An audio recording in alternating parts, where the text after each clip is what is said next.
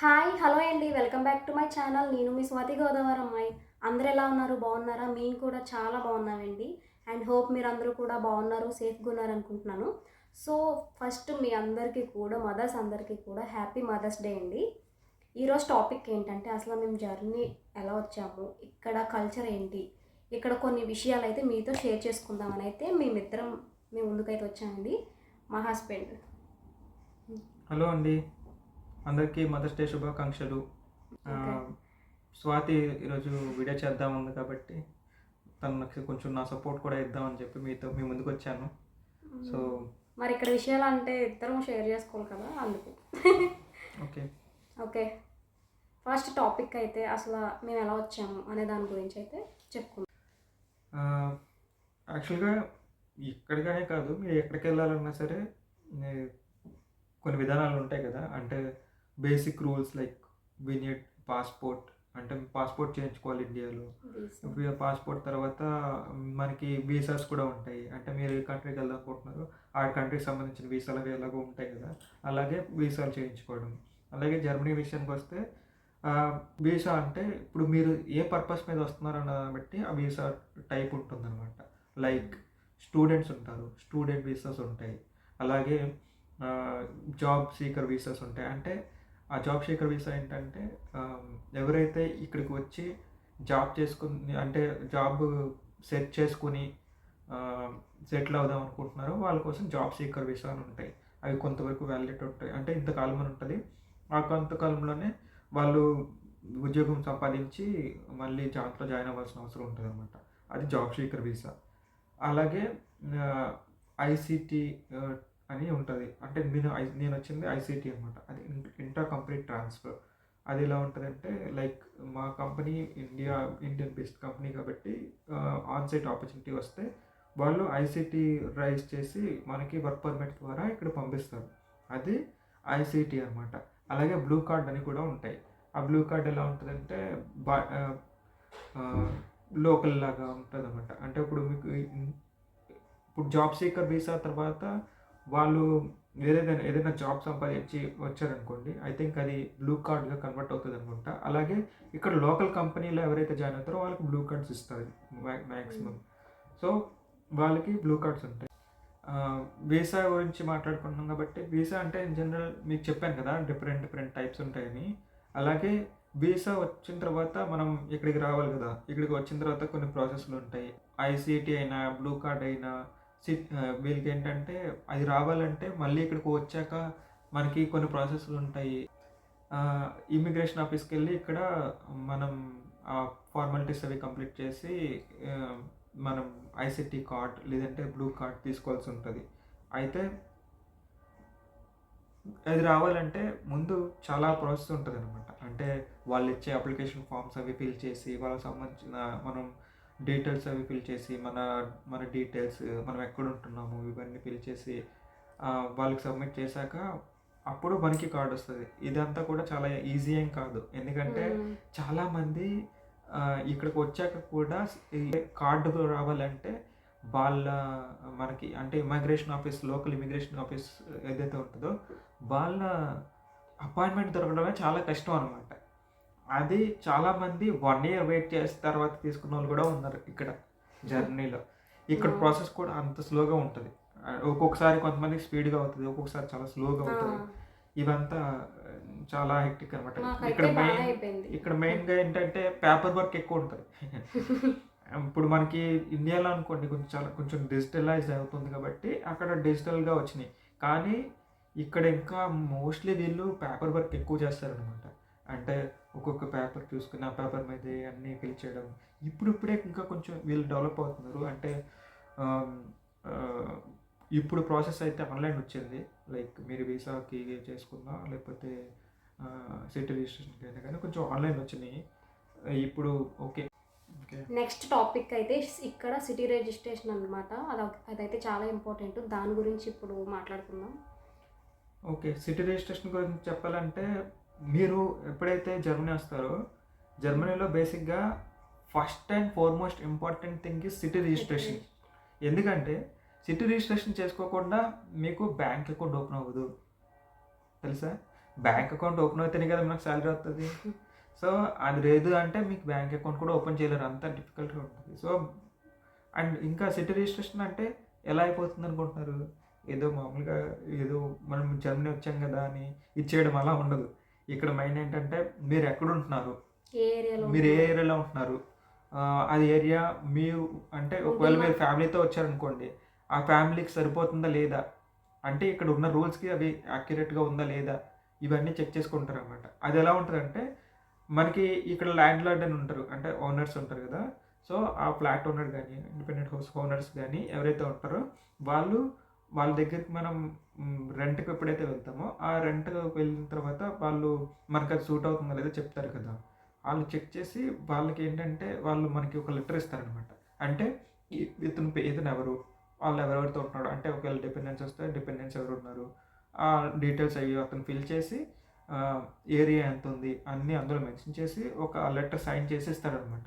దాని లెటర్ని మనం తీసుకుని సిటీ రిజిస్ట్రేషన్ ఆఫీస్కి వెళ్తే వాళ్ళు సిటీ రిజిస్ట్రేషన్ చేసి మనకి అనుమల్యంగానే ఒక లెటర్ ఇస్తారనమాట. అది ఇచ్చాక అది మనం సిటీ రిజిస్ట్రేషన్ పర్పస్గా రిజిస్టర్ అయ్యేట్టుగా వాడుకుని మనం తర్వాత శాలరీ అకౌంట్ ఓపెనింగ్కి ఇటువన్నిటికీ ఐ మీన్ ప్రాసెస్కి ముందుకు వెళ్ళొచ్చు అనమాట. అంతవరకు మనం ఏం చేయలేము అనమాట. This is also mandatory for visa also. Next topic అయితే ఇక్కడ హౌసెస్ రెంట్లు అవి అలా ఉంటాయి, దాని గురించి అయితే ఇప్పుడు మాట్లాడుకుందాము. ఓకే. రెంట్ అంటే మీకు తెలిసిందే కదా. ఇప్పుడు depends on the city area అండి, ఏరియా అండి. అంటే ఇప్పుడు మీరు సిటీలో ఉంటున్నారనుకోండి ఒకలా ఉంటాయి, అది సిటీకి దూరంగా విలేజ్ సైడ్ ఎక్కడైనా అంతే, ఉన్నారనుకోండి ఏ కంట్రీలో అవి అయినా. కొంచెం తక్కువగా ఉంటాయి. అలాగే మీరు ఫర్నిష్డ్ వెళ్తున్నారా లేకపోతే అన్ఫర్నిష్డ్ వెళ్తున్నారా, దీన్ని బట్టి కూడా రెంట్ మారిపోతూ ఉంటుంది.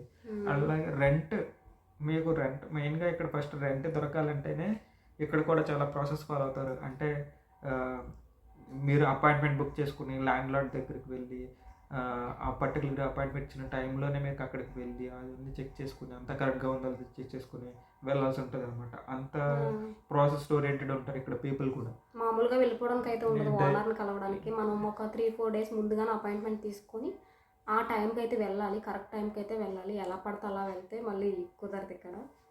అలా ఉంటాయి ఇక్కడ రూల్స్ అయితే. సో సో ఏరియాని బట్టి ఉంటాయి. ఆ, ఇప్పుడు మేమైతే ఇప్పుడు 2 రూమ్స్లో ఉంటున్నాం కదా, ఇలాంటిదే కొంచెం సిటీకి దూరంగా అయితే చాలా తక్కువగా వస్తాయి. సిటీలో కాబట్టి కొంచెం ఎక్స్పెన్సివ్ ఉంటాయి, బాగా పేలుతాయి అన్నమాట సిటీలో అయితే.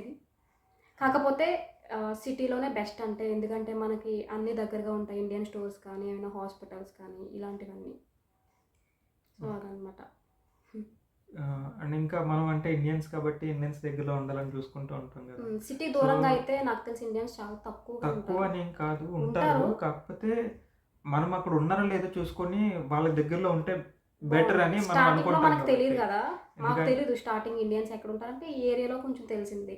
మేము ఫస్ట్ అయితే మామూలుగా రెంట్కి కాకుండా ఒక 1 వీక్ అయితే ఫ్రెండ్స్ ఇంట్లో ఉన్నాం అనమాట.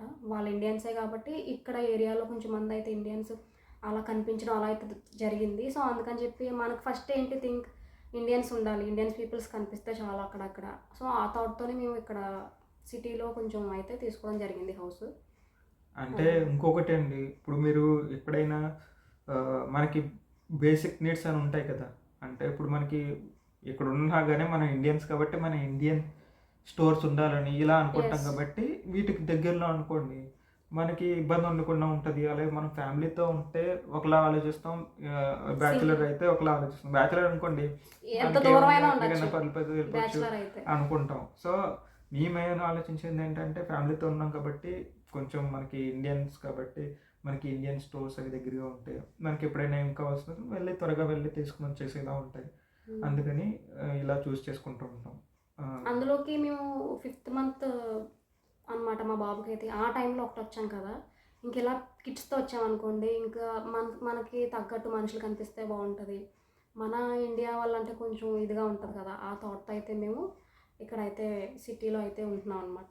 ఓకే, నెక్స్ట్ టాపిక్ ఏంటంటే ఇక్కడ కిడ్స్ గురించి చెప్పుకుందాము. ఇక్కడ కిడ్స్కి ఒక అడ్వాంటేజ్ ఏంటంటే వాళ్ళకి మంత్లీ ఒక 200 యూరోస్ అయితే గవర్నమెంట్ వేస్తుంది అనమాట, వాళ్ళ ఖర్చులు వాళ్ళకి వచ్చేలాగా. అది ఎందుకు రూల్ ఉందంటే అది ఎందుకంటే ఇక్కడ పిల్లల్ని అసలు కనేవాళ్ళు కాదంట ఒకప్పుడైతేని, ఇప్పుడు కంటున్నారు. ఇప్పుడైనా సరే తక్కువ అనమాట. అండ్ చాలా ఏజ్ వచ్చే వరకు కూడా వీళ్ళు పెళ్ళిళ్ళు చేసుకోరు, మ్యారేజెస్ చేసుకోరు. పిల్లల్ని తొందరగా కనరనమాట. సో అందుకని చెప్పి అదైతే గవర్నమెంట్ పెట్టడం జరిగింది. అండ్ ఒక అది ఎంతవరకు అంటే 13 to 14 ఇయర్స్ వచ్చే వరకు ఆ మనీ అయితే గవర్నమెంట్ వేస్తుంది. ఇంకా ఆ తర్వాత 14 ఇయర్స్ వచ్చినాయి అంటే వీళ్ళు పార్ట్ టైం జాబ్స్ చేసుకోవాలి, చాలా ఇండివిజువల్గా ఉండాలి. ఇక్కడ ఎలా ఉంటారంటే ఇండిపెండెంట్గా పెంచాలని చూస్తారు పిల్లల్ని. ఇంకా మరి గారాబం అయితే పెట్టరనమాట. ఎంతవరకు చూడాలో అంతవరకు చూసుకుంటారు. వాళ్ళ పనులు వాళ్ళు చేసుకునేలాగా. ఫర్ సపోజ్ నేను ఇప్పుడు డే కేర్లో చూస్తున్నాను కదా, 6 months నుంచే డే కేర్లో జాయిన్ చేస్తారు ఇక్కడ. ఎందుకంటే wife and husband family members అందరూ కూడా వర్క్ చేస్తారు ఇక్కడ. ఎవరు ఇంట్లో ఉండరు ఖాళీగా. ప్రతి ఒక్కళ్ళు మ్యాక్సిమం ఏదో ఒక పని, ఏదో ఒక వర్క్ అయితే చేసుకుంటారు. సో అందుకని చెప్పేసి కిడ్స్ని ఇక్కడ 5th month 6th month నుంచి డే కేర్లో జాయిన్ చేసేసుకుంటారనమాట. నేను చూస్తున్నాను కదా, చాలా ఇండిపెండెంట్గా వాళ్ళ ఫీడింగ్ విషయంలో అయితే నేను చూస్తున్నాను. వాళ్ళకి వాళ్ళే తినేలాగా దగ్గర నుంచి ఇలా స్పూన్తో తోస్తారు, వాళ్ళే తినేలాగా. చిన్నప్పటి నుంచి మంచి మంచి గుడ్ హ్యాబిట్స్ అయితే నేర్పిస్తారు ఇక్కడ. నాకైతే అది బాగా నచ్చుతుంది ఇక్కడ కల్చర్ అయితే కిడ్స్ విషయంలో. మనం ఏంటంటే తినకపోతే ఇంకా బాగా ఫోర్స్ చేసి పెడతాం కదా, అది మనకి ఇంకా పోదు అంతే. మనం ఫీల్ అయిపోతూ ఉంటాం వీళ్ళు తినలేదు ఏంటని. ఫస్ట్ నుంచి అలవాటు చేస్తే అలవాటు అవుతుంది. మనం అలవాటు అంటే మన కల్చర్ అలాంటిది అనమాట, అంతే. ఎవరి కల్చర్ వాళ్ళది కదా. ఇక్కడ అలా కాదు, ఫస్ట్ నుంచి ఫీడ్ చేయరు, వాళ్ళకి వాళ్ళే తినేలాగా చేస్తారు. అదొకటి. ఇంకొకటి ఏంటంటే వాళ్ళు బట్టలు కానీ ఏదైనా సరే ఫస్ట్ నుంచి అలవాటు చేస్తారు. వాళ్ళకి వాళ్ళు అంతటా వేసుకోవడం, షూస్ కానీ ట్రై చేస్తూ ఉంటారనమాట. నేను చూస్తున్నాను ఇక్కడ పిల్లల్ని, వాళ్ళకి వాళ్ళు షూ ఇలా పెట్టుకుంటారు, వేసేసుకుంటారు, నేర్పిస్తారనమాట వాళ్ళకి. మరీ ఎక్కువగా అయితే వాళ్ళు గారం పెట్టారు ఇక్కడ, ఇండిపెండెంట్గా పెంచాలనే చూస్తారు. ఇంకా 13-14 ఇయర్స్ వచ్చినాయి అంటే పార్ట్ టైం జాబ్స్ చేసుకోవాలి ఇక్కడ. వాళ్ళ చదువుకి వాళ్ళే పెట్టుకోవాలంట. అలా ఉంటాయి ఇక్కడ రూల్స్ అయితే. వాళ్ళు తినేది కానీ వాళ్ళు చదువుకునేది కానీ వాళ్ళంతటి వాళ్ళే సంపాదించుకునేలాగా పెంచుతారు ఇక్కడైతే. సో అది నాకు బాగా నచ్చుతుంది ఇక్కడ. ఇంకొకటి ఏంటంటే ఇక్కడ పిల్లల విషయంలో పిల్లల్ని చాలా బాగా కేరింగ్గా చూసుకుంటారు. అసలు కేరింగ్ అంటే ఏంటంటే కొట్టరనమాట. ఇక్కడ పిల్లలు ఏంటంటే చాలా సైలెంట్గా ఉంటారు. అసలు పిన్ డ్రాప్ సైలెంట్. అసలు పిల్లలు ఉన్నారా లేదో కూడా తెలియదు. నోట్లో ఒక తిత్తు లాంటివి పెట్టేస్తారు. ఇక్కడ జర్మన్స్ ఎక్కువగా తిత్తు టైప్ ఉంటుంది, దాన్ని నోట్లో పెట్టేస్తారు. అలా సైలెంట్గా ఉంటారు. అలా తెలుగు తక్కువ వాళ్ళైతే కాదు, చాలా మేధావులు వాళ్ళైతే. చాలా సైలెంట్గా ఉంటారు. వాళ్ళ ఫస్ట్ నుంచి అలా పెంచుతారు. ఇంకా మన పిల్లలు ఏంటంటే చాలా యాక్టివ్గా ఎక్కువగా గంతడాలు అలా చేస్తారు కదా, ఇక్కడ పిల్లలు అయితే అస్సలు అలా చేయరు. చాలా సైలెంట్గా ఉంటారు. వాళ్ళ పేరెంట్స్ చెప్పినట్టు అలాగా కళ్ళతోనే వాళ్ళు మాట్లాడుకుంటారు తెలుసా. నేను చాలామందిని చూశాను, కళ్ళతో వాళ్ళ పేరెంట్స్ కళ్ళతో చూసారంటే వాళ్ళకి అర్థమైపోతుంది. అలా ఉంటారు ఇక్కడ పిల్లలు అయితే. కొట్టకూడదు, అస్సలు పిల్లలు కొట్టకూడదు ఇక్కడ. కొట్టేమో అంటే గవర్నమెంట్ తీసేసుకుంటుంది, పేరెంట్స్ని కిడ్స్ని సెపరేట్ చేసేస్తారు. వాళ్ళు ఇవ్వరు కూడా, అసలు కొట్టకూడదు, ఎటువంటి దెబ్బ కూడా పడకూడదు అనమాట పిల్లల ఒంటి మీద అయితే. పిల్లల విషయంలో అంత జాగ్రత్తగా ఉంటారు ఇక్కడ. ఇంకొకటి ఏంటంటే ఇక్కడ షాప్స్కి అది వెళ్ళామనుకోండి ఇప్పుడు పిల్లలతోని, వాళ్ళు ఏంటంటే ఏదో ఒకటి ఎత్తేస్తా, ఒకవేళ సపోజ్ ఎత్తేసారనుకోండి, ఏదైనా పడేసారనుకోండి, అక్కడ చల్లేసారనుకోండి ఆ ప్యాకెట్స్ కానీ ఏదైనా, అస్సలు చాలా కూల్గా ఉంటారు. ఇంకా ఎంత కూల్గా ఉంటారో నాకైతే అమ్మో అనిపిస్తుంది నిజంగా. ఎంత చేసేసినా ఏమీ మాట్లాడరు. ఇంకా పిల్లలు ఏమైనా చేస్తే వాళ్ళు అసలు డబ్బులు కట్టండి అని కూడా అనరు. ఎన్ని ఎత్తేసినా ఎన్ని చేసేసినా చాలా కామ్ గోయింగ్గా క్లీన్ చేసేసుకుంటారు, నవ్వుకుంటూ వెళ్ళిపోతారు అంతే. పిల్లల్ని ఏమీ అనరు ఇక్కడ. పిల్లల్నే కాదు పేరెంట్స్ని కూడా ఎలా చేసాడేంటి అనేసి అస్సలు అనరు. అంటే అన్ఎక్స్పెక్టెడ్గా జరిగిన వాటి కోసం అయితే ఏమీ అనరనమాట. అది అలా ఉంటారు ఇక్కడ కిడ్స్ విషయంలో. అంటే వీళ్ళ ఇంటి ముందు చక్కగా ఇండిపెండెంట్ హౌసెస్ అనుకోండి, ఎంత బాగుంటాయో. ఇంకా మీకు తెలిసిందే కదా, అబ్రాడ్ అంటే ఇంటి ముందు మంచిగా మొక్కలు పెంచుకుంటారు. ఇక్కడైతే చాలా నీట్గా ఉంటారు. నేను చూస్తున్నాను కదా, మొక్కలు బాగా పెంచుకుంటారు, పచ్చదనంగా ఉండాలనుకుంటారు, చాలా బాగా పెంచుకుంటారు మొక్కలు అయితే. ఇంటి చుట్టూ కూడా చాలా నీట్గా ఉంచుకుంటారు. అసలు ఇక్కడ ఈ వీధులు చూస్తుంటేనే ఆ వీధుల్లో మనం ఇంకా అక్కడ స్పెండ్ చేసేయచ్చు అనమాట. ఎక్కువసేపు అక్కడ కూర్చుని పోవచ్చు. అసలు పొల్యూషన్ అనేదే ఉండదు. పొల్యూషన్ ఉంటే మనం అసలు దరిదాపుల్లో కూడా వెళ్ళం కదా. ఇక్కడ పొల్యూషన్ అనేదే ఉండదు. ఎంతసేపు కూడా మనకి ఆ రోడ్ల మీద ఉండాలనిపిస్తుంది, అంత బాగుంటుంది ఇక్కడ. గవర్నమెంట్ కూడా బాగా అన్నీ కూడా బాగా రూల్స్ ఫాలో అవుతారనమాట. గవర్నమెంట్ పెట్టింది గ్రీన్ సిగ్నల్ వచ్చినప్పుడు కరెక్ట్గా వెళ్ళాలి, ఎలా పడితే అలా వెళ్ళరు. చాలా రూల్స్ బాగా ఫాలో అవుతారు. డిసిప్లిన్ మెయింటైన్ చేస్తారు. బాగా చెప్పాలంటే డిసిప్లిన్ మెయింటైన్ చేస్తారు. టైంకి స్కూల్కి వెళ్ళాలి. నాకు ఇప్పుడు టేకేర్లో జాయిన్ చేశాను కదా శ్యామ్ని, నాకు మొన్న ఒక పిల్లలు అంటే వాడు కొంచెం ఫుడ్ అది తొందరగా తింటారు కదా, ఆ టైంలో నాకు లేట్ అవుతుంది, ఒక 10 to 5 minutes అలాగా. నాకైతే 2-3 సార్లు చెప్పారు. తర్వాత నాకు ఒక బాక్స్ మీద అయితే పేపర్ అంటించేసి రాసేసి ఇచ్చారు నాకు. ఇది కరెక్ట్ కాదు, ఈ టైంకి రావాలి. మళ్ళీ తీసుకువెళ్ళడానికి కూడా లేట్ అయింది నాకు ఎందుకో. కానీ ఆ రోజు జస్ట్ 5 minutes మాత్రమే లేట్ అయింది. లేట్ అయితే యాక్చువల్‌గా ఏంటంటే మనకేం చేస్తారు, వస్తారులే వాళ్ళ పేరెంట్స్ ఉంచుకుందాం అనుకుంటారు. వీళ్ళు కూడా ఉంచుకుంటారు కానీ, ఆ క్లాస్ రూమ్‌లో నుంచి బయటకి తీసుకొచ్చేస్తారు డే కేర్‌లో. టైం అంటే టైమే. మనకేంటంటే ఇంకా రాలేదు కదా ఉంచుకుందాం అనుకుంటారు. అలా కాదు. ఆ రూమ్‌లోంచి బయట తీసుకొచ్చేసి హాల్‌లో ఉంచుతారు. హాల్ ఏరియాలో ఉంచుతారు. ఇంకా పేరెంట్స్ రాలేదు కదా అనేసి అయితే ఆ క్లాస్ రూమ్‌లో ఉంచుకోరు వాళ్ళు. టైం అంటే టైంకి బయట తీసుకొచ్చేస్తారు.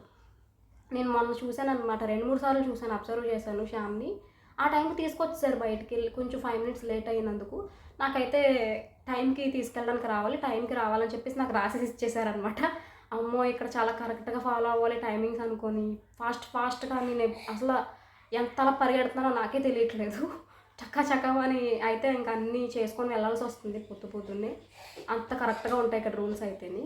ఇంకొకటేంటంటే మనం ఇప్పుడు అదే డే కేర్‌కి వెళ్ళినప్పుడు రేపు మానేసాడనుకోండి, వీడు సెలవు పెట్టాడనుకోండి, ఎక్కడైనా చెప్తాము మా బాబు రాడు అని.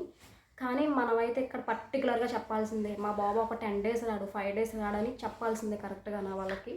లేకపోతే కొంచెం అంటే పనిష్మెంట్‌లు అయి ఏమి వెయ్యరు కానీ, వాళ్ళ రూల్స్ అంతే అవి. అది మాత్రం కరెక్ట్‌గా ఫాలో అవ్వాలి ఇక్కడ. టైంకి వెళ్ళాలి. మొత్తం అన్నీ కూడా బావుంటాయి ఇక్కడ. డిసిప్లిన్ అనేది వస్తది. నాకిక్కడికొచ్చాక ఏం నేర్చుకున్నానంటే, వాళ్ళని చూసి కొంతవరకైతే కొన్ని నేర్చుకున్నామనే చెప్పొచ్చు. డిసిప్లిన్, టైమింగ్స్ ఫాలో అవ్వడం కానీ, మనుషులతో ఎలా ఉండాలి, మాట్లాడడం ఇదంతా కూడా వాళ్ళని చూసైతే నేను చాలా వరకు నేర్చుకున్నాను. చెప్తున్నాను కదా! వాళ్ళని చూసైతే కొన్ని నేర్చుకోవచ్చు మనం. ఉంటాయి ఎవరికైనా అడ్వాంటేజెస్ ఉంటాయి, డిసడ్వాంటేజెస్ అనేవి ఉంటాయి కదా! ఎక్కడైనా ఉంటాయి. ఇక్కడ నుంచి మనం అడ్వాంటేజెస్ అనేవి మనం తీసుకోవాలి కాబట్టి కొన్ని అయితే మేము నేర్చుకున్నాము కూడా. రూల్స్ ఫాలో అవ్వడం. మనకి ఇండియాలో ఎలా అంటే ఇండియాలోనే కదా కొంచెం ఎలా పడితే అలా తోసుకుంటూ వెళ్ళిపోతూ ఉంటాం రోడ్ల మీద అదిని. టైం అయిపోతుందనో ఏదో సంథింగ్ నడుచుకుంటూ వెళ్ళినప్పుడు కానీ ఏదైనా. ఇక్కడ అలా కాదు. ఇక్కడ అంత అలా కూడా ఉండదు. చాలా ఫ్రీగా ఉంటది. చాలా విశాలంగా ఉంటది. దేనికి దానికి రోడ్ సెపరేట్ కాబట్టి డిసిప్లిన్ అనేది అలా మెయింటైన్ చేస్తారనమాట. అలా వెళ్ళిపోతూ ఉంటారు. ఎలా పడితే అలా వెళ్ళరు. వే దానికి ఉంటుంది కదా! సో, అలా ఫాలో అవుతుంటారనమాట. అన్నీ కూడా అలాంటివైతే చాలా నచ్చుతాయి నాకిక్కడ. పిల్లల విషయంలో ఏంటంటే, ఇప్పుడు మనకి ఇండియాలో అంటే పాపులేషన్ ఎక్కువ కాబట్టి మనకి పిల్లలంటే కామన్. కానీ ఇక్కడ వీళ్ళకి ఏంటంటే చాలా ఇంపార్టెన్స్ ఇస్తారనమాట. పిల్లల విషయంలో ఇంకా చాలా ఎక్కువ ఇంపార్టెన్స్ ఇస్తారు. ఇక్కడ రూల్స్ కూడా చాలా అందుకే పిల్లల విషయంలో చాలా స్ట్రిక్ట్‌గా ఉంటాయన్నమాట. ఐ మీన్ ఇప్పుడు ఎలా ఉంటదంటే మామూలుగా నేను ఈ మాట ఎందుకంటున్నానంటే ఇక్కడ మనం బయటకి పిల్లల్ని తీసుకొని వెళ్ళామనుకోండి. తీసుకొని వెళ్ళినప్పుడు వాళ్ళు పిల్లల్ని చూసే విధానం కూడా చాలా డిఫరెంట్‌గా ఉంటది. అంటే దే విల్ ఫీల్ ఎక్సైటెడ్ అనమాట. అంటే చాలా ఎక్సైట్ ఫీల్ అవుతాడు. హ్యాపీగా హే! పిల్లాడు భలే ఉన్నాడు అని చక్కగా ఆడుతూ ఉంటారు వాళ్ళ పిల్లలతోటి. దగ్గర ఏమైనా చాక్లెట్స్ ఉన్నా, బిస్కెట్స్ ఉన్నా అవి వెంటనే అవి ఇస్తారు. ఇచ్చేస్తా ఉండడం. వాళ్ళకేమన్నా ఆడుకునేవి ఉన్నా సరే వాళ్ళ పిల్లల్ని తీసుకెళ్తున్నాం మరి ఏమో తెలీదు. ఒక్కొక్కసారి మేము చూసి ఆశ్చర్యపోతూ ఉంటాం. వాళ్ళ పిల్లల కోసం తీసుకెళ్ళే అనుకోవాలో మరి ఏమో తెలీదు గానీ, వాళ్ళ దగ్గర ఉన్నయి కూడా ఇచ్చేస్తా ఉంటారు. చాలా బావుంటారనమాట. ఆ! So, that is good thing. బావుంటారు, పలకరిస్తారు, మాట్లాడతారు. అంతా బావుంటది. అండ్ ఇంకా అలాంటివి. వీళ్ళు చెప్పాలంటే నాకు నచ్చే విషయం ఏంటంటే బీ హానెస్ట్ అనమాట. ఏమైనా సరే ఖచ్చితంగా ఉంటారు. ఇది అంటే పర్టిక్యులర్‌గా ఖచ్చితంగా హ్మ్. బీ హానెస్ట్ అనమాట. స్ట్రెయిట్ ఏమొచ్చినా ఫార్వర్డ్. స్ట్రెయిట్ ఫార్వర్డ్‌గా ఉంటారు. నిజాయితీగా ఉంటారు. So, that is good thing hmm. About Germans. ఇప్పుడు నెక్స్ట్ టాపిక్ ఏంటంటే లాంగ్వేజ్. ఇక్కడ లాంగ్వేజ్ ప్రాబ్లమ్ అయితే చాలా ఎక్కువగా ఉంటది. లాంగ్వేజ్‌కి అంత ప్రిఫరెన్స్ ఇస్తారు. అలాగే వాళ్ళు కూడా వెరీ కాషియస్‌గా ఉంటారనమాట. తప్పు రాకూడదు అని. అందుకనే వాళ్ళు ఎక్కువ ఇంపార్టెన్స్ ఇవ్వరనమాట. ఇంగ్లీష్‌కి ఎక్కువ ఇంపార్టెన్స్ ఇవ్వరు. ఎందుకంటే ఏదైనా తప్పొస్తదేమో అనే ఉద్దేశంతో ఎక్కువ మాట్లాడరు. అలాగే ఇప్పుడు ఇన్ జనరల్‌గా మనం చూసుకుంటే స్టూడెంట్స్‌గా వద్దామనుకున్న వాళ్ళు స్టూడెంట్ వీసా రావాలి కదా! దానికి కూడా కొన్ని రూల్స్ ఉంటాయి. ఆ స్టూడెంట్ వీసాలో ఏంటంటే ఖచ్చితంగా వాళ్ళొచ్చి ఇక్కడ చదువుకుందాం అనుకుంటే బీ1, బీ2 లెవెల్‌కి అంటే మాస్టర్స్ చేద్దాం అనుకుంటే ఆ లెవెల్ ఆఫ్ యాక్యురసీ ఉండాలనమాట. అలా ఉంటేనే వాళ్ళు కూడా యూనివర్సిటీలో యాక్సెప్ట్ చేయడము ఇలాంటి రూల్స్ ఉంటాయి. అలాగే జాబ్ చేయాలంటే ఇంకా లోకల్ జాబ్ కావాలంటే ఇంక మరీని it is mandatory to have German hmm. చాలా విషయాల్లో. ఆఫ్‌కోర్స్ కొన్ని ఆపర్చునిటీస్ అయితే ఉంటాయి. లేవని కాదు. But yeah! Most of the time they would look for the German language skills. Okay అండి. ఇప్పుడు నెక్స్ట్ టాపిక్ వచ్చేసి ఇక్కడ టాక్సెస్ గురించి చూద్దాం. ఓకే. ఇక్కడ జర్మన్‌లో మెయిన్‌గా ఏంటంటే క్లాసెస్ అని ఉంటాయి. 1, 2, 3, 4, 5, 6 అని. ఆహ్, ఈ రేంజెస్ ఏంటంటే 14-45% వరకు టాక్స్ ఎక్కువ కట్ అవుతది. సో, అందుకే మనకి యాక్చువల్‌గా వస్తారు కదా! మన ఇండియన్స్ అవి గాని, ఇప్పుడు ఉన్నవాళ్ళైనా గాని టాక్సెస్ చూస్తే చాలా భయపడతారు. ఎందుకంటే ఒక్కొక్కసారి బానే ఉంటది. ఒక్కొక్కసారి ఎక్కువ కట్ అవుతా ఉంటది. ఏంట్రా బాబు! అనిపిస్తూ ఉంటది. సో, టాక్సెస్ అయితే చాలా ఎక్కువ కట్ అవుతాయి ఇక్కడ జర్మనీలో. ఇంకా ఏంటంటే ఆహ్, ఫ్యామిలీతో వచ్చారనుకోండి. సో, ఆ టాక్స్ క్లాస్ 3 అని ఉంటదనమాట. సో, మనకొక క్లాస్ ఒకటుంటది. మన వైఫ్‌కి ఒక టాక్స్ క్లాస్ అసైన్ చేస్తారు. సో, అలా తక్కువవుతాయి. అలా కాకుండా ఇండిపెండెంట్‌గా అంటే ఎవరైనా సరే సింగిల్‌గా వచ్చి జాబ్ చేస్తా ఉంటారు కదా! బ్యాచిలర్ గానీ, లేదంటే ఫ్యామిలీ అయినా గానీ ఓన్లీ ఆహ్, ఒకళ్ళు వచ్చి వర్క్ చేస్తున్నారనుకోండి ఇక్కడ. వాళ్ళకి ఎక్కువ టాక్స్ కట్ అవుతా ఉంటాయనమాట. కానీ ఈ డిఫరెంట్ అంటే based on their marital status అది టాక్స్ క్లాస్ మారుతూ ఉంటుంది. ఓకే. హ్మ్. ఇప్పుడు ట్యాక్స్ గురించి అయింది కదా! మీ ఆఫీస్ గురించి చెప్పండి. అంటే ఆఫీస్‌లో ఎలా ఉంటది? ఏంటి? ఓకే. వర్క్ ఫ్రమ్ హోమ్ చేస్తారా? లేకపోతే లోకల్ కంపెనీ ఎలా ఉంటది? ఆన్ సైట్ కంపెనీ నుంచి వస్తే ఎలా ఉంటది? ఏంటి డిఫరెన్స్? ఓకే. యాక్చువల్‌గా బేస్డ్ ఆన్ ది కంపెనీ మారిపోతూ ఉంటది. ఓకేనా? ఈ కంపెనీలో ఎలా ఉంటది? లేదంటే అలా ఉంటదని మనం ప్రిడిక్ట్ చేయలేం. ఆహ్, కోవిడ్ వచ్చిన తర్వాత చాలా వరకు మారిపోయినాయి కేసెస్. అంటే చాలా కొన్ని కంపెనీస్ వర్క్ ఫ్రమ్ హోమ్ ఇస్తున్నాయి. కొన్ని కంపెనీస్ ఆఫీస్‌కి రమ్మని కూడా అంటున్నాయి. So, depends on the company. మా client. And also client yeah! మా కంపెనీ ఏంటంటే ప్రస్తుతానికి నేనున్న ప్రాజెక్ట్ పర్వాలేదు కాబట్టి ఓకే.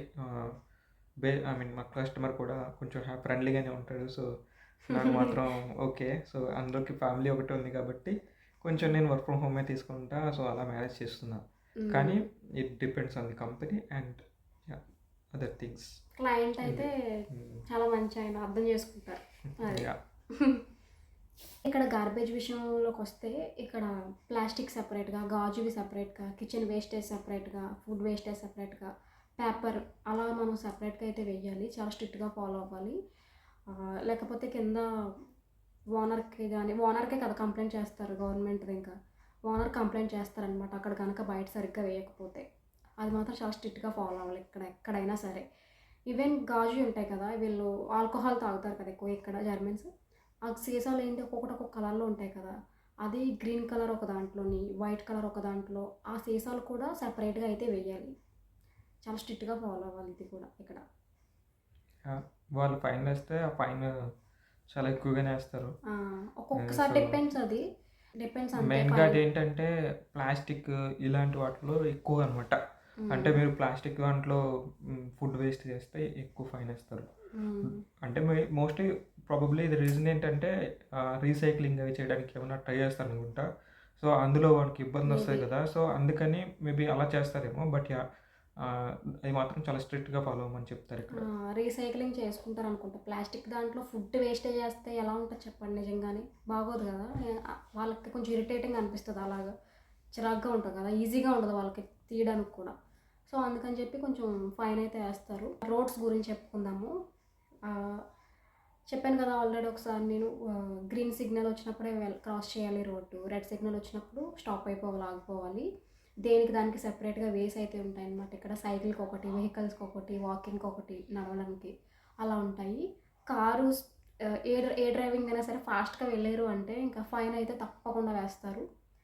అంటే మాకు తెలిసినోళ్ళు కూడా ఉన్నారనమాట ఫ్రెండ్స్. వాళ్ళు కూడా చెప్పారు. ఫైన్ అయితే మామూలుగా ఉండదు. స్పీడ్‌గా వెళ్లారంటే. సో, మరీ స్పీడ్‌గా కాదు, మరీ స్లోగా కాదు. డ్రైవింగ్ అయితే కరెక్ట్‌గా వెళ్ళాలి కదా! స్పీడ్‌గా అయితే వెళ్ళకూడదిక్కడ. ఇంకొకటేంటంటే అస్సల ట్రాఫిక్ జామ్ అనేదే ఉండదిక్కడ. ఎందుకంటే కరెక్ట్‌గా ఫాలో అవుతారు దేనికి దానికి. ఇంకా ట్రాఫిక్ జామ్ అనేదే ఉండదసల. పొల్యూషన్ అనేదే ఉండదు. ఎయిర్ పొల్యూషన్ అనేది చాలా నీట్‌గా ఉంటాయి రోడ్స్. అండ్ యాక్సిడెంట్స్ కూడా అవ్వవు. మోస్ట్‌లీ యాక్సిడెంట్స్ అయితే ఆ మాటే నాకు తెలిసి ఉండదనుకుంటా ఇక్కడ. యాక్సిడెంట్స్ అనేవి తక్కువుంటాయి మేబీ. అంత కరెక్ట్‌గా ఫాలో అవ్వనప్పుడు ఇంకా ఫైన్‌లయితే కంపల్సరీ వేస్తారు. ప్రతి ఒక్కళ్ళు కూడా స్ట్రిక్ట్‌గా ఫాలో అవుతారు. నాకు తెలిసి యాక్సిడెంట్స్ కూడా పెద్దగా అవ్వవనుకుంటున్నాను ఇక్కడ. ఓకే. ఇంకా ట్రాఫిక్ గురించి చెప్పాలంటే ఇక్కడ కొన్ని కొన్ని ఏరియాల్లో ఏంటంటే జోన్స్ అని ఉంటాయన్నమాట. ఆహ్, గ్రీన్ జోన్ అని అలా ఉంటాయన్నమాట. అలాంటి వాటికి వెళ్ళేటప్పుడు ఏంటంటే వెహికల్‌కి ఖచ్చితంగా గ్రీన్ జోన్ స్టిక్కర్ ఉంటదన్నమాట. అది ఉంటేనే ఆ వెహికల్ అలౌడ్. లేదంటే అది ఫైన్ వేస్తారు. లేదంటే అంటే depends on the law and their rules కదా! సో, అలా ఉంటది ఇక్కడ. జోన్స్ కూడా ఉంటాయి. సో, ఇది ఎందుకంటే మెయిన్‌గా పొల్యూషన్‌ని కంట్రోల్ చేయడానికి. అంటే ఇప్పుడు మీకు తెలుసు కదా! ఆటోమొబైల్స్ అంటే చాలా పొల్యూషన్ క్రియేట్ చేస్తాయి. సో, అది కూడా మీ వెహికల్ కూడా పొల్యూషన్ రూల్స్‌కి తగ్గట్టుగా ఉంటేనే ఆ జోన్‌లోకి అలౌ చేస్తారు. ఇది ఎందుకంటే పొల్యూషన్ కంట్రోల్‌కి అండ్ ఎన్విరాన్మెంట్ ఫ్రెండ్లీ కోసం అని చెప్పి వీళ్ళు ఈ లా పెట్టుకున్నారనమాట. అది కూడా కొన్ని ఏరియాని బట్టి మారుతూ ఉంటాయి. నెక్స్ట్ టాపిక్ అయితే ఇప్పుడు ఇక్కడ డాగ్స్ అసలు పెంచుకునే రూల్స్ ఏంటి అదంతా కూడా ఇప్పుడు మా హస్బెండ్ అయితే చెప్తారు. యాక్చువల్‌గా ఫన్నీగా ఉంటది. మేము వచ్చినప్పుడైతే స్టార్టింగ్‌లో ఆశ్చర్యపోయాం. డాగ్స్‌కి ఇన్సూరెన్స్ ఏంట్రా బాబు అని. కాకపోతే అది దేనికంటే ఇప్పుడు మన డాగే ఇప్పుడు మనం ఏదైనా డాగ్‌ని పెంచుకున్నాం అనుకోండి, అది పక్కోళ్ళు ఎవరినైనా కరిస్తే వాళ్ళకి ట్రీట్మెంట్ చేయడం కోసం అనమాట. అలాంటివి రూల్స్ ఉంటాయి. సో, మ్యాక్సిమం ఇక్కడ కుక్కలైతే అంటే మేము చూసినంత వరకు అయితే ఇప్పటికొచ్చి అంతగా అంత సీరియస్గా ఏమీ లేవు. మీదకొచ్చేసి కరిచేసేలా అయితే ఏమీ లేవు. అవి కూడా సైలెంట్‌గానే పెంచుతున్నారో ఏంటో నాకు తెలీదు మరి. పెంపకం అలాంటిది అనుకుంటా. అవి కూడా సైలెంట్‌గానే ఉంటాయి. అంటే దగ్గరకొచ్చినా యాక్చువల్‌గా సరే ఏమీ అనవు. ఇక్కడ మెయిన్‌గా వీళ్ళకి డాగ్ లవర్స్ అండి. Dog dogs lovers. అంటే చాలా ఇష్టం. ఇంకా ఆళ్ళెలా అంటే ముద్దు పెట్టేసుకుంటారు. దాన్ని ఎత్తేసుకొని ఇంకా నాకు చాలా ఇంకా తెలిసి నేను మొన్నొకసారి మేము సొంత పిల్లల్ని చూసుకున్నట్టే చూసుకుంటారు. కిడ్స్‌ని ఎలా అయితే పెంచుతామో అలాగే పెంచుతారు. ఒక విషయం చెప్పాలంటే మా ఫ్యామిలీ డాక్టర్ ఉంటారు కదా! ఆ! శ్యామ్ బాబు డాక్టర్ ఆయనైతే మా బేబీని చూస్తారా మీరు అని చెప్పి బేబీ అంటే బేబీ అంటే నేను ఇంకా వాళ్ళ పాప ఎవరినైనా తీసుకొస్తాడేమో అంటే తీసుకొని కుక్కని చూపించాడు ఆయన. మేము నవ్వుకున్నాం అక్కడ. సూపర్. దీన్నేంట్రా బాబు మేము బేబీ అంటాడని. బేబీ అంటే మా బేబీ బేబీ బేబీ అంటే దీన్ని ఇలా అంటూ చక్కగా బేబీని చూపిస్తారేమో ఆ డాక్టర్ అనుకున్నాము మేము. శ్యామ్‌ని తీసుకెళ్తాం ఎప్పుడు. బేబీ అంటే పిల్లలేమో అనుకున్నాం. అది కాదు కుక్కని తీసుకొచ్చి ఇది మా బేబీ అని చెప్పి ఇంకా దాన్ని బాగా మామూలుగా సో, చూసుకోవట్లేదనమాట. అలా అలా ఉంటాయి. చూసుకుంటారు ఇక్కడ కుక్కల్ని కూడా. ఇంకొకటి ఏంటంటే డాగ్ గురించి అది బయట షిప్ పోయిందనుకో, ఒక బాక్స్‌లా పెట్టేసి వీధికి, ఏరియాకి ఒక బాక్స్ పెట్టేసి ఒకవేళ అక్కడ డాగ్స్ ఏమైనా వెళ్తే గనక వాళ్ళ చేతికి అక్కడే కవర్స్ పెట్టేస్తది గవర్నమెంట్. బాక్స్ పెట్టేసి కుక్క బొమ్మేసేసి. అందులో కవర్స్ ఉంటే ఆ కవర్ తీసేసుకొని అది వెళ్ళిందనుకో చే కవర్ గ్లౌజ్‌లా తగిలిచ్చేసుకొని దాంతోనే తీసేసి రివర్స్‌లో ఇలా పడేయాలనమాట. వాళ్ళు వాళ్ళ కుక్క చేసింది కూడా వాళ్ళే తీసేయాలి. ఇక్కడ మరి అంతే కదా! అలా ఉంచేస్తే నీట్‌నెస్ మరి అనేది నీట్‌నెస్ ఉండదు. ఉండదు. క్లీనింగ్ అనేది ఉండదు కదా! ప్రతి కుక్క అలా చేస్తారు. ఇక్కడ అసలే కుక్కలెక్కువ. సో, ఎవరి కుక్కది వాళ్ళది తీసేసి ఇంక అలా వేసేయాలనమాట. అంటే నేను ఒక ఏరియాలో అయితే నేను చూసాను. సో, అందుకని చెప్తున్నా. నెక్స్ట్ టాపిక్ అయితే ఇప్పుడు ఇక్కడ ఫుడ్ ఏం తింటారు వాళ్ళు అనేదైతే ఇప్పుడు చూద్దాం. వీళ్ళు ఫుడ్ ఏం తింటారు అంటే ఎక్కువ ఎన్ని వేల రకాలైతే బ్రెడ్స్ ఉన్నాయి. ఇంకా చాలా రకరకాల బ్రెడ్స్ ఉంటాయి. చాలా బాగుంటాయి కూడా కొన్ని కొన్ని అయితేని. అండ్ బాయిల్డ్ వెజిటేబుల్స్ తింటారు. పచ్చివి ఆకులు, క్యాబేజీలు ఇవన్నీ కలిపేసి ఎలా అంటే వీళ్ళు ఇంకా వండుకోవాల్సిన పనే లేదు ఫుడ్ అయితేనే. అస్సలు వండుకోరు. ఇంకా బయటే వాళ్ళకి పార్సెల్‌లో ఉంటాయన్నమాట. కొంచెం క్యాబేజ్, కొంచెం ఏదైనా ఆకుకూర, నట్స్ అని, ఇంకా స్వీట్ కార్న్ ఇలాంటివి మంచి హెల్తీ ఫుడ్ తింటారు వీళ్ళు. నట్స్ అనేవి అండ్ వాల్నట్స్ ఇవన్నీ ఉంటాయి కదా! బాదము లేకపోతే రాజ్మా మెయిన్ రాజ్మాలు చూస్తున్నాను నేను. ప్రతి పార్సెల్‌లో రాజ్మాలు ఉంటాయి. స్వీట్ కార్న్ ఉంటది main. Rajma, sweet corn mandatory. Cabbage ఇవన్నీ ఇంకా మొత్తం అన్నీ తింటారు. మ్యాక్సిమం బయట తినేస్తారు ఇంక వీళ్ళు. ఫ్రూట్స్ తింటారు. లిక్విడ్స్ ఎక్కువ తీసుకుంటారు. జ్యూసెస్ ఇవన్నీ కూడా బాగా తాగుతారనమాట ఇక్కడ. సో, వాళ్ళ ఫుడ్ అయితే ఇది. వాటన్నిటికంటే వైన్ ఎక్కువ వెళ్తదండి. ఆ! అసలైంది మర్చిపోయాము. ఇంకా మెయిన్ ఫుడ్ ఏంటి అంటే ఆల్కహాల్ ఎక్కువ. వైన్, ఇక్కడ బియర్ అలౌడ్ ఇవన్నీ. కదా! సో, ఇక్కడ అలౌడ్ పెద్ద కదా! రిస్ట్రిక్షన్స్ ఉండవు. అండ్ ఇంకోటేంటంటే వాళ్ళు ఎంత తాగినా సరే చాలా స్టడీగా ఉంటారనమాట. నార్మల్‌గానే ఉంటారు వాళ్ళు. వాళ్ళు మంచినీళ్ళు ఎలా తాగుతాం, మన వాటర్ అయితే ఎలా తాగుతామో వాళ్ళు అలాగే తాగేస్తూ ఉంటారు. వాళ్ళకింకా వాళ్ళ కల్చర్ అదే. ఇంకా వాళ్ళకి అలవాటు అది. వాళ్ళ బాడీకి అలవాటయిపోయిందనుకుంటా. అంటే యాక్చువల్‌గా ఇక్కడ కూల్ వాతావరణం కదండీ. ఎక్కువ ఆ! కూల్ ఉంటది. సో, వాళ్ళకి హీట్ కావాలి కాబట్టి ఆ! మెయిన్‌గా వాళ్ళకలవాటు. దానికోసం అని చెప్పి అది ఆళ్ళలా పెట్టుకున్నారంతే. వాళ్ళు ఎక్కువైతే వైన్ ఇవన్నీ. అందులో పర్సెంటేజ్‌లు కూడా ఉంటాయనుకోండి. ఇంకొకటేంటంటే ఇక్కడ మంచిగా చేస్తారనుకుంటా కొంచెం. ప్రతి ఒక్కరు కూడా బానే ఉంటారు. హెల్తీగానే ఉంటారు. చక్కగా బావుంటారు. ఏజ్ అయితే అసలా ఒక్కొక్కళ్ళ ఏజ్ కనే కనిపించదు. మాక్సిమం ఇక్కడ 45, 50 ఇయర్స్ వచ్చేటప్పటికి పిల్లలు చిన్న చిన్న పిల్లలుంటారు. ఇంకా అంతగా ఇంతంత పిల్లలు ఏజ్ బాగా ఎక్కువ ఉంటుంది. మనం దగ్గరగా చూస్తే కానీ తెలియదు. చాలా స్ట్రాంగ్‌గా ఉంటారు. ఎక్కువగా సైకిల్ తొక్కుతారు ఇక్కడ. సైకిళ్ళు, ఆ స్కూటర్స్ లేకపోతే నడవడం, జాకింగ్. నేను ఏ ఏ ఏరియాలో చూసినా జాకింగ్ బాగా చేస్తారు. ఫుల్లుగా ఫిజికల్‌గా అయితే వాళ్ళకి ఎక్సర్సైజ్ బాగుంటుంది. తింటారు మంచిగా. చాలా స్ట్రాంగ్‌గా ఉంటారనమాట. అందరూ హెల్తీగా ఉంటారు. ఎవరిని చూసినా చాలా హెల్తీగా అనిపిస్తారు ఇక్కడ. అంటే వీళ్ళకి రన్నింగ్, జాగింగ్ చేసినప్పుడు వాళ్ళకి పర్టిక్యులర్ టైం అని కూడా ఒకటి ఉంటది. ఎందుకంటే ఆ! ఆఫీస్‌లో ఏదో వర్క్ చేసుకుంటారు కాబట్టి ఒక్కొక్కసారి ఏంటంటే ఆఫ్టర్‌నూన్ టైం ఉందనుకోండి అప్పుడే పరిగెడేస్తారు వెళ్ళిపోయి. ఆ! ఆఫ్టర్‌నూన్ లేదంటే కూడా. ఆఫ్టర్‌నూన్ ఈవినింగ్ కూడా. లేకపోతే నైట్ ఎప్పుడు పడితే అప్పుడనమాట. సో, వాళ్ళకి ఇలా ఉండదు. సో, హ్మ్. వాళ్ళు మెయిన్‌గా ఏంటంటే ఫిట్‌గా ఉండడం కోసం చూస్తారు హ్మ్. కాబట్టి ఏ టైంలో ఫ్రీగా ఉంటే ఆ టైంలో వాళ్ళు జాగింగ్ అనేది చేస్తూ ఉంటారు. సో, ఓకే అండి. మేము కొన్ని విషయాలైతే మీతో షేర్ చేసుకున్నాము. కొన్ని మాత్రమే షేర్ చేసుకున్నాము. ఇంకా ముందు ముందు అయితే మీతో మంచి మంచి ఇక్కడ విషయాలు ప్రతీదీ కూడా షేర్ చేసుకుందాం అనుకుంటున్నాను మేమైతేని. సో, ఇంకా ఇలాంటి మంచి మంచి వీడియోస్ కోసం అయితే మన ఛానల్‌ని త్వరగా వెళ్లి సబ్స్క్రైబ్ చేసేసుకోండి. బెల్ ఐకాన్ కూడా క్లిక్ చేయండి. అండ్ లైక్ అయితే చేయండి. అందరికీ రీచ్ అవుతది కదా వీడియో అనేది. తెలుసుకుంటారు కదా! అంటే జర్మనీకి ఎవరైనా వచ్చిన వాళ్ళు కానీ, మేము కూడా అలాగే తెలుసుకున్నాం తెలుసా వచ్చే ముందు. ఇక్కడ విషయాలేంటి, అక్కడ అసలు ఇంకా నేను ముందు ముందు అయితే మీతో షేర్ చేసుకుంటాను. ప్రతీదీ కూడాను ఇక్కడయన్నీ కూడా అక్కడి నుంచి ఇండియా నుంచి వచ్చేవాళ్ళు ఏం తెచ్చుకోవాలి, ఏంటి ప్రతీదీ షేర్ చేసుకుంటాను నేను మీతోని. సో, మన ఛానల్‌ని ఎవరైనా సబ్స్క్రైబ్ చేసుకోకపోతే త్వరగా వెళ్లి సబ్స్క్రైబ్ చేసుకోండి. లైక్ చేయండి, షేర్ చేయండి అండ్ అలాగే కామెంట్ కూడా చేయండి. బాయ్. బాయ్.